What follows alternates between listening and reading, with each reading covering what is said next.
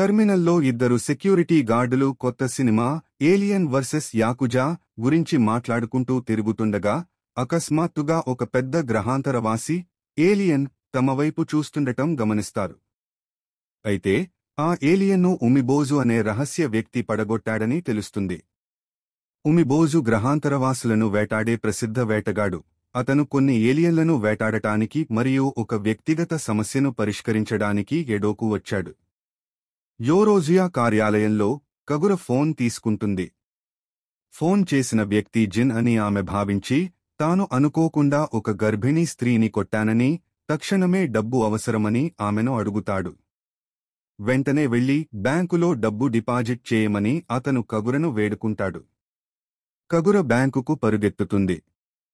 అదే సమయంలో జిన్ బాత్రూం నుండి బయటకు వస్తాడు. టీవీలో షిన్పాచితో కలిసి చూస్తున్నప్పుడు తమకు తెలిసిన వ్యక్తిలా నటిస్తూ అమాయకులను మోసం చేసి డబ్బు అపహరించే ఒక మోసగాడి గురించి వార్తలు వస్తాయి. ఈలోగా ఉమిబోజు షిన్సెంగుమిని సందర్శించి ఎడోకు రావడానికి గల తన కారణాలను కొండోకు వివరిస్తాడు. కగుర బ్యాంకుకు చేరుకుని ఆ మోసగాడి మాటలను అపార్థం చేసుకుని ట్రివియా విభాగంలో ఉన్నట్లుగా అక్కడంతా బియ్యాన్ని విసిరేస్తుంది.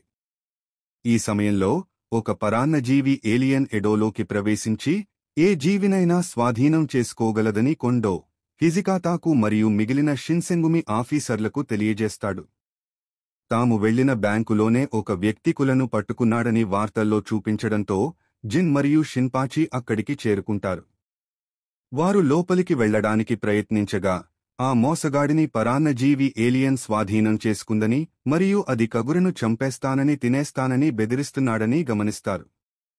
కగుర తనను తాను రక్షించుకోవడానికి జిన్ మరియు షిన్పాచిని పట్టుకోగానే ఉమిబోజు అకస్మాత్తుగా కనిపించి తన గొడుగుతో శక్తివంతంగా కొట్టి ఆ ఏలియన్ను నాశనం చేస్తాడు. యోరోజియా సిబ్బంది వెంటనే ఆ గొడుగు యాటో వంశం యొక్క లక్షణం అని మరియు ఆ ఉమిబోజు మరెవరో కాదు, కగుర తండ్రి అని గుర్తిస్తారు. షిన్సెంగుమి చివరకు బ్యాంకుకు చేరుకుంటుంది, కాని అప్పటికే ఆలస్యం అవుతుంది. ఉమిబోజు కగురను తనతో పాటు తిరిగి ఇంటికి తీసుకెళ్లడానికి ప్రయత్నిస్తాడు. యోరోజియా సిబ్బంది ఉమిబోజుతో కలిసి భోజనానికి వెళ్తారు.